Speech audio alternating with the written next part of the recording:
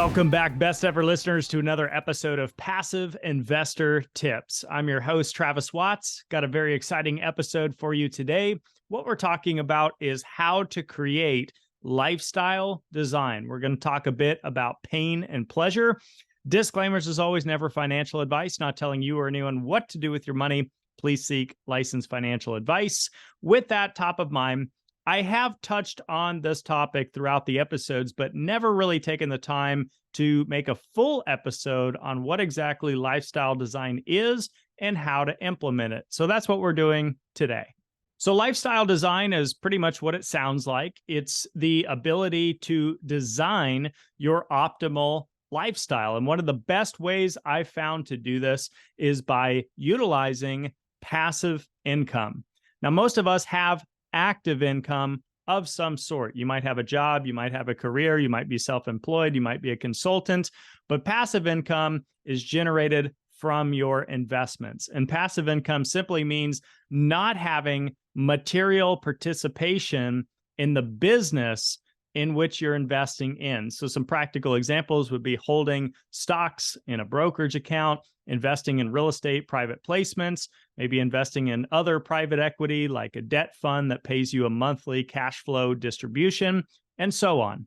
So as humans, we're looking to do two things, generally speaking. That's either move toward pleasure or to eliminate or avoid pain. So I want to walk you through a really simple, quick, three-step process on how to do exactly that, which is also known as creating lifestyle design. So step number one, you want to make a T-chart on a piece of paper of your pains and pleasures that you're seeking. Number two, you want to find out how much capital you have to invest. And number three, you want to invest in passive income producing assets so that you can use this additional capital to elevate your lifestyle. Now, a quick side note that most people are stocking their cash away for retirement in accounts they're not going to be able to touch for decades on end, potentially. And while there's nothing wrong with that strategy per se, it often results in a lifestyle that's not optimal for you. And it also requires a lot of sacrifice in regard to having pain points for decades on end that you may not otherwise be able to address until retirement.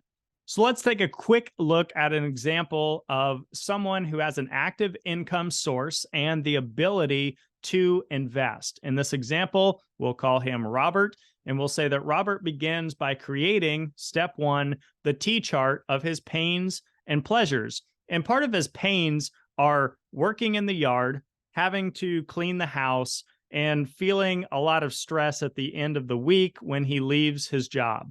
On the pleasure side, we'll say that Robert enjoys going on bike rides on the weekends. He enjoys going out to dinner with friends and being able to socialize, and he enjoys playing golf as a sport. Step number two, Robert identifies that he has about $300,000 to invest in total when he looks at his entire portfolio and all the accounts he has.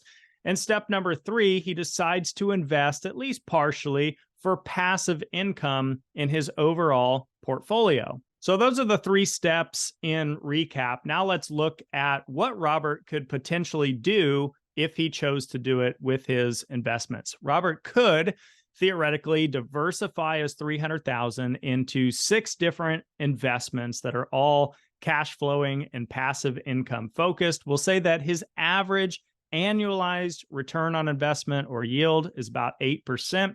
So if we run the math, that's $2,000 per month in additional income. And it's income Robert doesn't need to survive on a monthly basis because remember, he has an active income source or a job that's paying for his lifestyle expenses right now. So as we move on to Robert's T-chart, we can start with, he doesn't like doing yard work. So what he could do is hire a landscaping company for, let's say, $300 per month to maintain his yard and his lawn. He also doesn't like cleaning the house. So he could hire a house cleaning service, either a person or a company, for maybe $400 per month, let's say. And in regard to feeling stress at the end of the work week, we'll say Robert sets himself up with a massage every Friday after work so that he can unwind peacefully into the weekend. And we'll put a dollar amount of $400 for that. Now, in regard to Robert's pleasures, he enjoys going on long bike rides. Now, thankfully, that's not a very expensive hobby to have aside from purchasing a bike and equipment. But let's say he still has gas and travel costs and things like that. So he could allocate, we'll call it $200 a month towards that hobby. The second thing is going out to dinner with friends, which can be expensive, but he could also allocate, let's call it $400 a month towards that line item. And last, he enjoys playing golf as a hobby. So he could allocate an additional $300 per month towards that line item as well. So all of that would be encompassed in that additional $2,000 a month in passive income. And he could start to have a better quality of life today, not having to wait decades on end or wait until he's in his 60s or 70s. He can start to have the good life now. And the goal here is simply being able to do more of the things you love while outsourcing the things you don't. And by the way, this episode is dedicated to those with more of a Epicurean philosophy, which began with Epicurus in ancient Rome, nearly 300 BC, give or take.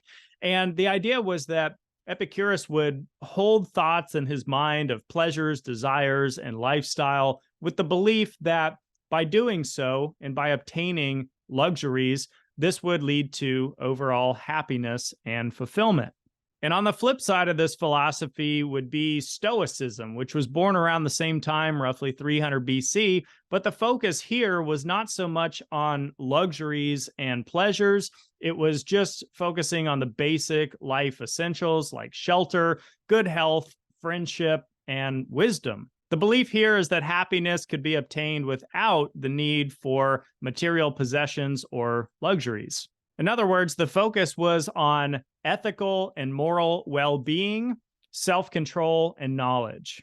Now, I don't know what philosophy you happen to subscribe to, whether you're more Epicurean or Stoicism or somewhere in between, but frankly, it doesn't matter because there's no right or wrong way to do passive income. The goal is to elevate your life and live the best life that you can live. We as humans are always looking to avoid pain or move towards pleasure.